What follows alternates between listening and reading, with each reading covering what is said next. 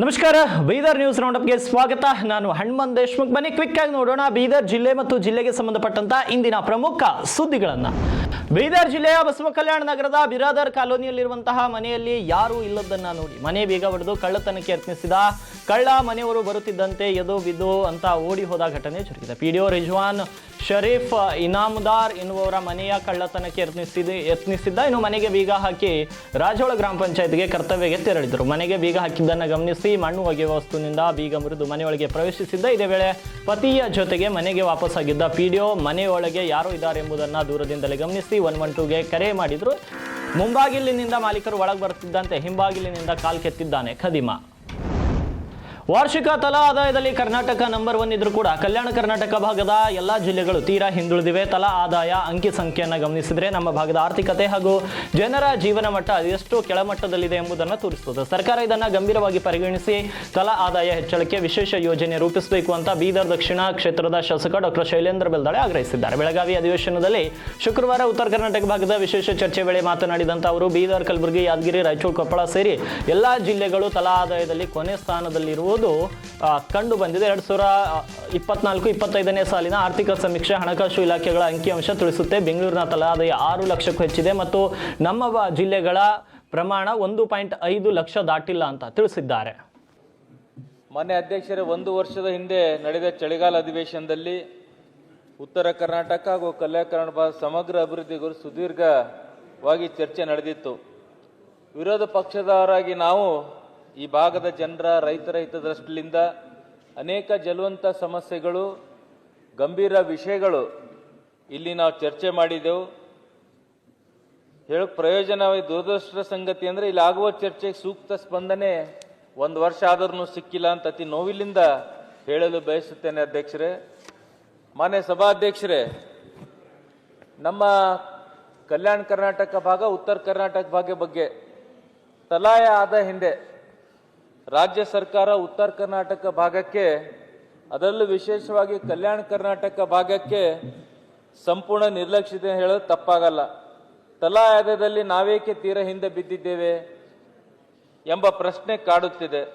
2024-25ನೇ ಸಾಲಿನ ಸಮೀಕ್ಷೆ ಪ್ರಕಾರ, ಹಣಕಾಸು ಇಲಾಖೆಯ ಅಂಕಿಅಂಶ ಪ್ರಕಾರ ತಲಾ ಆದಾಯದಲ್ಲಿ ಕರ್ನಾಟಕ ನಂಬರ್ 1 ಇದೆ. ಇದು ಸಂತಸದ ಸಂಗತಿ. ಆದರೆ ತಲಾ ಆದಾಯದಲ್ಲಿ ಉತ್ತರ ಕರ್ನಾಟಕದ ಬಹುತೇಕ ಜಿಲ್ಲೆಗಳು ಅತಿ ಹಿಂದುಳಿದಿದೆ. ಅದು ನೋವಿನ ಸಂಗತಿ ಕೂಡ ಆಗಿದೆ. ಮಾನ್ಯ ಸಭಾಧ್ಯಕ್ಷರೇ, ರಾಜಧಾನಿ ಬೆಂಗಳೂರು ತಲಾ ಆದಾಯ 6 ಲಕ್ಷಕ್ಕಿಂತ ಹೆಚ್ಚಿದೆ. ಆದರೆ ಕಲ್ಯಾಣ ಕರ್ನಾಟಕ ಭಾಗದ ಕೇಂದ್ರವಾದ ಕಲಬುರಗಿ ಜಿಲ್ಲೆಯ ತಲಾ ಆದಾಯ ಭಾಲ್ಕಿ ತಾಲೂಕಿನ ಆಳಂದಿ ಸರ್ಕಾರಿ ಪ್ರಾಥಮಿಕ ಶಾಲೆಯಲ್ಲಿ ಅಕ್ರಮಗಳು ಬೆಳಕಿಗೆ ಬಂದಿವೆ. ಶಾಲೆಗೆ ಮಕ್ಕಳು ಹಾಜರಾಗದೇ ಇದ್ರೂ ಕೂಡ ಶಿಕ್ಷಕರು ಹಾಜರಾತಿ ಪಟ್ಟಿಯಲ್ಲಿ ಮಕ್ಕಳನ್ನ ಪ್ರೆಸೆಂಟ್ ಎಂದು ದಾಖಲಿಸಿರುವುದು ಪತ್ತೆಯಾಗಿದೆ. ಶಾಲೆಯ ಅವ್ಯವಸ್ಥೆ ಬಗ್ಗೆ ರಾಜ್ಯ ಮಕ್ಕಳ ಹಕ್ಕುಗಳ ರಕ್ಷಣಾ ಆಯೋಗದ ಅಧ್ಯಕ್ಷ ಶಶಿಧರ್ ಕೋಸಬೆ ತೀವ್ರ ಬೇಸರವನ್ನು ವ್ಯಕ್ತಪಡಿಸಿದ್ದಾರೆ. ಆಳಂದಿ ಸರ್ಕಾರಿ ಪ್ರಾಥಮಿಕ ಶಾಲೆಗೆ ಇಂದು ಭೇಟಿ ನೀಡಿದಂತ ಅವರು ಶಾಲೆಯ ಆವರಣದಲ್ಲಿ ವ್ಯಾಪಕ ಅಸ್ವಚ್ಛತೆ, ಸರಿಯಾದ ಆಟದ ಮೈದಾನದ ಕೊರತೆ, ಮಕ್ಕಳ ಹಾಜರಾತಿ ನಿರ್ವಹಣೆಯಲ್ಲಿ ಲೋಪಗಳು ಕಂಡು ಬಂದಿವೆ ಅಂತ ತಿಳಿಸಿದ್ದಾರೆ. ಅಲ್ಲದೆ ಹಾಜರಾತಿ ಪಟ್ಟಿಯಲ್ಲಿ ಹೆಸರು ಇರುವ ಕೆಲ ಮಕ್ಕಳು ವಾಸ್ತವವಾಗಿ ಬೇರೆ ಶಾಲೆಗಳಿಗೆ ತೆರಳುತ್ತಿರುವುದು ಕೂಡ ಪರಿಶೀಲನೆಯಲ್ಲಿ ತಿಳಿದು ಬಂದಿದೆ.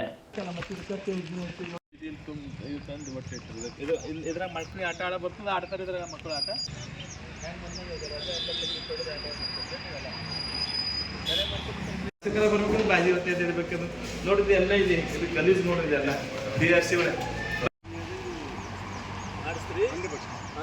ನೀವು ಆಕ್ಟಿವ್ ಇದ್ರೆ ಒಳ್ಳೆ. ಕನ್ನಡ, ಮರಾಠಿ, ಕನ್ನಡ ಮೊಬೈಲ್ ಇರ್ತೀರಿ.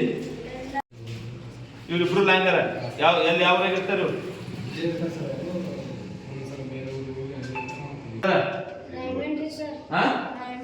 ಡೈಮಂಡ್ ಹೋಗ್ತಾರ? ಅಲ್ಲೇ ಇರ್ತಾರ? ಹಾಗೆ ಇರ್ತಾರ? ಇಲ್ಲಿಂದ ಅಲ್ಲಿಗೆ ಹೋಗ್ತಾನ? ಏನು ಬಲ್ಕಿದ ಅಲ್ಲಿಂದ ಹೋಗ್ತಾನ? ಈಗ ನಿನ್ನ ಹೆಸರೇನು ಬೇಟ? ಅಧಿಕೃತ ನಡೆದಾರ. ದಿನ ಹಾಜರಾತಿ ಹಾಕ್ಯಾರ. ಯಾವ ಕಾರಣಕ್ಕೆ ಹಾಕ್ಯಾರ ಶಿಸ್ತು ಕ್ರಮ ತಗೊಳ್ಳಿ ಅಂತೇಳಿ ನೀವು ವಿರೋಧ ಹಾಕಿ ಡಿಡಿಗೆ ಮಾಡಕ್ಕೆ ಹಣ ಇಲ್ಲ. ಅದೇ ಹೇಳಪ್ಪ, ಬರೋದಲ್ಲ. ಎಷ್ಟರ ದಾಖಲಾತಿ? 47. ಅದ್ರ ಈಗ ಎಷ್ಟರ ಕೌಂಟ್ ಮಾಡಿ ಎಷ್ಟರ ಈಗ ಮತ್ತದು ಮಕ್ಕಳು ಇಷ್ಟ ಇಲ್ಲ. ಯಾಕೆ ಇವತ್ತು ಯಾಕೆ ಬರ್ತಾ? ಇವತ್ತೇ ಹಬ್ಬ. ಮರಾಠಿ ಸ್ಕೂಲ್ ಪೂರ್ತಿ ಎಲ್ಲ 5 ಮಂದಿ ಅಡ್ಮಿಷನ್ ಅಲ್ಲ ಬರ್ತಾರ ಒಬ್ಬರು ಮೂವರು ಬರ್ತಾರೆ ಅಂದ್ರೆ 29 ಬಸವ ಕಲ್ಯಾಣ ತಾಲೂಕಿನಲ್ಲಿ ನಡೆದ ಜವಾಹರ್ಲಾಲ್ ನವೋದಯ 6ನೇ ತರಗತಿಗಳಿಗೆ ಪ್ರವೇಶ ಪರೀಕ್ಷೆಯಲ್ಲಿ ಅಕ್ರಮ ನಡೆದಿದೆ. ಅಕ್ರಮಕ್ಕೆ ಶಿಕ್ಷಣ ಅಧಿಕಾರಿಗಳೇ ಸಾಥ್ ನೀಡಿದ್ದಾರೆ ಅಂತ ಪೋಷಕರು ಆರೋಪವನ್ನು ಮಾಡುತ್ತಿದ್ದಾರೆ. ಇನ್ನು ವಿಷಯ ಶಿಕ್ಷಕರು ಅದೇ ತರಗತಿಯಲ್ಲಿ ರೂಮ್ ಸೂಪರ್ವೈಸರ್ ಇರಬಾರದು ಎಂಬ ಆದೇಶವಿದ್ದರೂ ಕೂಡ ಶಿಕ್ಷಕರು ರೂಮ್ ಸೂಪರ್ವೈಸರ್ ಆಗಿ ಕಾರ್ಯನಿರ್ವಹಿಸುತ್ತಿರುವುದನ್ನು ಶಿಕ್ಷಣ ಅಧಿಕಾರಿಯವರೇ ಸಾಥ್ ನೀಡಿದ್ದಾರೆ ಅಂತ ಪೋಷಕರು ಆರೋಪವನ್ನು ಮಾಡುತ್ತಿದ್ದಾರೆ. ಬೆಳಗ್ಗೆ 10 ಗಂಟೆಯಿಂದ 11 ಗಂಟೆ 55 ನಿಮಿಷಕ್ಕೆ ಹೊರಗೆ ಬಂದಂತ ನಾಗಪ್ಪ ಶಿಕ್ಷಕ ಹಾಗೂ ಶಿಕ್ಷಣ ಅಧಿಕಾರಿ ಸಿದ್ದವೀರಯ್ಯ ಅವರ ಮೇಲೆ ಪೋಷಕರು ಕೆಂಡಮಂಡಲವಾಗಿದ್ದಾರೆ.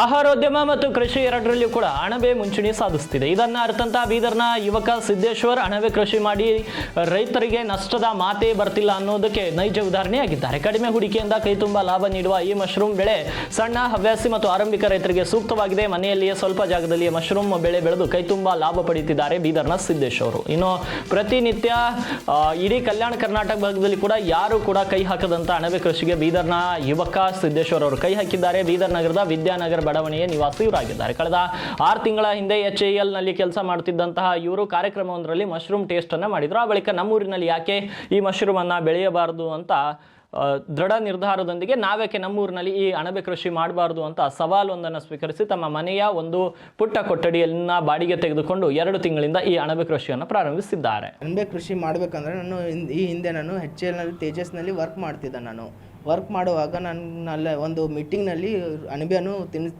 ತಿನ್ನೋಕೆ ಕೊಟ್ಟಿದ್ರು. ಅವ್ರು ತಿಂದಾಗ ಆ ಟೆಸ್ಟ್ ಮಾಡಿದಾಗ ನನಗೆ ಒಳ್ಳೆಯದು ಟೆಸ್ಟ್ ಅನ್ನಿಸ್ತು. ಈ ಕಡೆ ಉತ್ತರ ಕರ್ನಾಟಕ ಸೈಡಲ್ಲಿ ಯಾರೂ ಬೆಳಿತಾರೋ ಇಲ್ಲ ಅಂತ ನಾನು ಸರ್ಚ್ ಮಾಡಿದೆ. ಸರ್ಚ್ ಮಾಡಿದಾಗ ಯಾರೂ ಬೆಳೆಯೋದಿಲ್ಲ, ನಮಗೆ ಎಲ್ಲಿ ಸೋರ್ಸ್ ಇಲ್ಲ ಅಂತ ನನಗೆ ಗೊತ್ತಾಯಿತು. ಆದ ಕಾರಣ ನಾನೇ ಯಾಕೆ ಟ್ರೈ ಮಾಡಬಾರ್ದು ಅಂತಂದಾಗ ನಾನು ಅಲ್ಲಿಂದ HAL ತೇಜಸ್ನಲ್ಲಿ ಮಾಡುವಾಗ ಅವ್ರು ಮೇಡಮರು ಸಿಕ್ಕಿದ್ರು. ಅವ್ರಿಗೆ ಕೇಳಿದ್ರೆ ಅವರಿಂದ ನನಗೆ ಇನ್ಫಾರ್ಮೇಷನ್ ಸಿಕ್ತು, ಎಲ್ಲಿ ಟ್ರೈನಿಂಗ್ ಕೊಡ್ತಾರೆ ಏನಿಲ್ಲ ಅಂತ. 4 ದಿವಸ ನಾನು ಟ್ರೈನಿಂಗ್ ಪಡೆದಿನಿ ಬೆಂಗಳೂರಿನಲ್ಲಿ. ಟ್ರೈನಿಂಗ್ ಪಡೆದು ನಾನು ಬೀದರ್ನಲ್ಲಿ ಮೊದಲ ಬಾರಿಗೆ ನಾನು ಟ್ರೈ ಮಾಡಿದ್ದೀನಿ. ರಿಸಲ್ಟ್ ಔರಾ ತಾಲೂಕಿನ JJM ಕಾಮಗಾರಿ ಕಳಪೆ ಮಟ್ಟದಿಂದ ಆಗಲು ಮತ್ತು ಯೋಜನೆ ದಿಕ್ಕು ತಪ್ಪಲು ಸ್ಥಳೀಯ ಶಾಸಕ ಪ್ರಭು ಚವ್ಹಾಣ್ ಅವರೇ ನೇರ ಕಾರಣ ಅಂತ ಕಾಂಗ್ರೆಸ್ ಮುಖಂಡ ಸುಧಾಕರ್ ಕೊಳ್ಳೂರು ಆರೋಪಿಸಿದ್ದಾರೆ. ಈ ಬಗ್ಗೆ ಪತ್ರಿಕೆ ಹೇಳಿಕೆ ನೀಡಿರುವಂತಹ ಕೊಳ್ಳೂರು JJM ಕಾಮಗಾರಿಯ ಕೆಲಸ ಮಾಡಿದ ಗುತ್ತಿಗೆದಾರರೆಲ್ಲ ಶಾಸಕರ ಆಪ್ತರೇ ಆಗಿದ್ದಾರೆ. ಅದರಲ್ಲಿ ಬಹುತೇಕ ಗುತ್ತಿಗೆದಾರರು ಶಾಸಕರ ಕಾರ್ಯಕರ್ತರೇ ಆಗಿದ್ದಾರೆ. ಈ ಕಾಮಗಾರಿ ಪ್ರಾರಂಭಿಸುವ ಸಂದರ್ಭದಲ್ಲಿ ಪೂಜೆ ನೆರವೇರಿಸಿದ್ದು ಶಾಸಕರೇ, ನಂತರ ಕಾಮಗಾರಿಯನ್ನು ವೀಕ್ಷಿಸಿದ್ದು ಶಾಸಕರೇ. ಆದರೆ ಇದೀಗ ಕಾಮಗಾರಿ ಸರಿಯಾಗಿ ಆಗ್ತಾ ಇಲ್ಲ, ಅಧಿಕಾರಿಗಳು ಗುತ್ತಿಗೆದಾರರು ಸರಿಯಾಗಿ ಕಾಮಗಾರಿ ಮಾಡಿಲ್ಲ, ಕಳಪೆ ಮಟ್ಟದಿಂದ ಆಗಿದೆ ಅಂತ ಆರೋಪ ಮಾಡ್ತಿರೋದು ಕೂಡ ಶಾಸಕರೇ. ಹಾಗಾದರೆ ಶಾಸಕರು ಕಾಮಗಾರಿ ವೀಕ್ಷಿಸಿದ್ದು ಯಾವ ಪುರುಷಾರ್ಥಕ್ಕೆ ಅಂತ ಪ್ರಶ್ನೆಯನ್ನು ಮಾಡಿದ್ದಾರೆ ಸುಧಾಕರ್ ಕೊಳ್ಳೂರು. ಔರಾ ತಾಲೂಕಿನಲ್ಲಿ ಮತ್ತು ಕಮಲನಗರ ತಾಲೂಕಿನ ವ್ಯಾಪ್ತಿಯಲ್ಲಿ ಬರ್ತಕ್ಕಂಥ ಗ್ರಾಮಗಳಲ್ಲಿ ಆಗಿರ್ತಕ್ಕಂಥ JJM ಜಲ್ ಜೀವನ್ ಮಿಷನ್ ಕಾಮಗಾರಿ ಸಂಪೂರ್ಣವಾಗಿ ವಿಫಲವಾಗಿದೆ. ಇದಕ್ಕೆ ಮುಖ್ಯ ಕಾರಣ ಸ್ಥಳೀಯ ಶಾಸಕರಾಗಿರ್ತಕ್ಕಂಥ ಪ್ರಭು ಚವ್ಹಾಣ್ ಅವರು. ಶಾಸಕರು ಪದೇ ಪದೇ ಹೇಳ್ತಾ ಇದ್ದಾರೆ ತಾಲೂಕಿನಲ್ಲಿ JJM ಕಾಮಗಾರಿ ಕಳಪೆ ಮಟ್ಟದಿಂದ ಆಗಿದೆ. ಹಾಸ್ಯಾಸ್ಪದ ಅನ್ನಿಸ್ತದೆ ಶಾಸಕರ ಹೇಳಿಕೆಯನ್ನು ಕೇಳಿ. ಮೊನ್ನೆ ಕೂಡ ಬೆಳಗಾವಿ ಅಧಿವೇಶನದಲ್ಲಿ ಕೂಡ ಈ ವಿಷಯನ ಪ್ರಸ್ತಾಪ ಮಾಡಿದರು. ಶಾಸಕರಿಗೆ ಏನಾದರೂ ಮಾನ ಮರ್ಯಾದೆ ಇದೆಯೋ ಇಲ್ಲೋ ಗೊತ್ತಿಲ್ಲ. ತಾವೇ ಶಾಸಕರಾಗಿದ್ದಾರೆ, ತಮ್ಮದೇ ಕಾಲಾವಧಿಯಲ್ಲಿ ಈ ಕಾಮಗಾರಿಗಳಿಗೆ ಪೂಜೆ ನೆರವೇರಿಸಿದ್ದು ಅವರೇ. ಕಾಮಗಾರಿ ಕೆಲಸ ಮಾಡಿದ್ದೆಲ್ಲ ಗುತ್ತಿಗೆದಾರಗಳೆಲ್ಲ ಶಾಸಕರ ಆಪ್ತರೇ ಮತ್ತು ಅವ್ರ ಕಾರ್ಯಕರ್ತರೇ. ಮತ್ತು ಶಾಸಕರು ಕಾಮಗಾರಿ ಹೇಗೆ ನಡೀತಾ ಇದೆ ಅಂಥೇಳಿ ಪ್ರತಿ ಕಾಮಗಾರಿಗಳಿಗೂ ಸುಮಾರು 4 ರಿಂದ 5 10 ಸಾರಿ ಹೋಗಿ ಕಾಮಗಾರಿಗಳನ್ನು ವೀಕ್ಷಣೆ ಮಾಡಿದ್ದು ಸ್ಥಳೀಯ ಶಾಸಕ ಪ್ರಭು ಚವ್ಹಾಣ್ ಅವರೇ. ಆದರೆ ಇವಾಗ ಯಾವ ಪುರುಷಾರ್ಥಕ್ಕಾಗಿ ಈ ಒಂದು ಹೇಳಿಕೆಯನ್ನು ಕೊಡ್ತಾ ಇದ್ದಾರೋ ಗೊತ್ತಿಲ್ಲ. ಕೇವಲ ಪ್ರಚಾರ ಗಿಟ್ಟಿಸಿಕೊಳ್ಳುವ ಉದ್ದೇಶಕ್ಕಾಗಿ ಶಾಸಕರು ಈ ಥರ ಹೇಳಿಕೆ ನೀಡ್ತಾ ಇದ್ದಾರೆ. ಆದರೆ ಜನ ಮಾತ್ರ ಇವ್ರ ಮೇಲೆ ಹಿಡಿ ಶಾಪ ಹಾಕ್ತಾ ಇದ್ದಾರೆ. ದೇಶದ ಪ್ರತಿ ಮನೆಗೂ ಶುದ್ಧ ಕುಡಿಯುವ ನೀರಿನ ನಳದ ಸಂಪರ್ಕ ಕಲ್ಪಿಸುವ ಹರ್ ಘರ್ ಜಲ್ ಯೋಜನೆಯ ಕಳಪೆ ಕಾಮಗಾರಿಯಿಂದಾಗಿ ಬೀದರ್ ತಾಲೂಕಿನ ಇಸ್ಲಾಮಾಪುರ ಗ್ರಾಮಸ್ಥರು ನಿತ್ಯ ಪರದಾಡುವಂಥ ಸ್ಥಿತಿ ನಿರ್ಮಾಣವಾಗಿದೆ. ಬೀದರ್ ತಾಲೂಕಿನ ಯರನಹಳ್ಳಿ ಗ್ರಾಮ ಪಂಚಾಯಿತಿಯ ಇಸ್ಲಾಮಾಪುರ ಗ್ರಾಮದಲ್ಲಿ ಜೆಜೆಎಂ ಕಳಪೆ ಕಾಮಗಾರಿಯಿಂದಾಗಿ ಗ್ರಾಮಸ್ಥರು ಹೈರಾಣಾಗಿ ಹೋಗಿದ್ದಾರೆ. ಸುಮಾರು 400 ಕುಟುಂಬಗಳು ವಾಸಿಸುತ್ತಿರುವ ಇಸ್ಲಾಂಪುರ ಗ್ರಾಮದಲ್ಲಿ 1,17,00,000 ರೂಪಾಯಿ ಹಣವನ್ನು ಖರ್ಚು ಮಾಡಿ 2022ರಲ್ಲಿ ಕುಡಿಯುವ ನೀರಿನ ಸಂಪರ್ಕಕ್ಕಾಗಿ ಜೆಜೆಎಂ ಅಡಿಯಲ್ಲಿ ಮನೆಗೆ ನೀರಿನ ಸಂಪರ್ಕ ಕಲ್ಪಿಸಲಾಗಿತ್ತು. ಆದರೆ ಕಾಮಗಾರಿ ಮಾಡಿದ ಕೇವಲ 2 ವರ್ಷಕ್ಕೆ ನೀರಿನ ಪೈಪ್ಗಳು ಒಡೆದು ಹೋಗಿವೆ ಅಂತ ಗ್ರಾಮಸ್ಥರು ಆರೋಪಿಸಿದ್ದಾರೆ. ನೀರಿನ ಪೈಪ್ ಒಡೆದು ಹೋಗಿ ಕಲುಷಿತ ನೀರು ಕುಡಿಯುವ ನೀರಿನೊಳಗೆ ಸೇರಿ ನಿತ್ಯ ಆರೋಗ್ಯ ಸಮಸ್ಯೆ ಎದುರಿಸುತ್ತಿದ್ದೇವೆ ಅಂತ ಗ್ರಾಮಸ್ಥರು ತಮ್ಮ ಅಳಲನ್ನು ತೋಡ್ಕೊಂಡಿದ್ದಾರೆ. ನಾನು ಇಸ್ಲಾಂಪುರ ಊರದವರು. ಇಲ್ಲಿ ನಮ್ಮ ಊರಾಗ ಏನದ ಅಂದ್ರೆ ಪೈಪ್ಲೈನ್ ಮಾಡ್ಯಾರ ಜೆಜೆಮ್ದವರು. ಈ ಪೈಪ್ಲೈನ್ ಏನಾಗ್ಯದ ಎಲ್ಲಿ ಸಿಕ್ಕಲ್ಲಿ ಇದು ತೂತ್ ಬಿದ್ದ ಒಡೆದದ. ಇವು ನಾಲಿ ಎಲ್ಲ ಏನಾಗ್ಯಾವ ಫಸ್ಟ್ ಅಂದ್ರೆ ಇವೆಲ್ಲ ನಾಲಿ ಪಂಚಾಯತಿಂದ ಕ್ಲೀನೇ ಮಾಡ್ತಾಯಿಲ್ಲ. ನಾಲಿ ಎಲ್ಲ ತುಂಬ್ಕೊಂಡವ್ರಿ. ಅವರಿಗೆ ಹೋಗಿ ನಾವು ಎಷ್ಟು ಬೇಕಿ ಹೇಳೋರು ಪಂಚಾಯತ್ದವ್ರು ಅವ್ರು ಕೇರ್ಲೆಸ್ ಮಾಡತ್ತಾರ. ಇವ್ರೇನು ಬರ್ತಾರ ಹೋಯ್ತಾರ ಅಂತೇಳಿ ತಿಳ್ಕೊಳತ್ತಾರ್ರಿ ಅವ್ರು. ಇವ್ರು ಹೆಂಗೆ ಮುಂದೆ ಇವ್ರು ಹಿಂಗೆ ಮಾಡ್ತಾರ ಅಂತ ಅವ್ರಿಗೆ ಭೀ ಗೊತ್ತಿಲ್ಲ.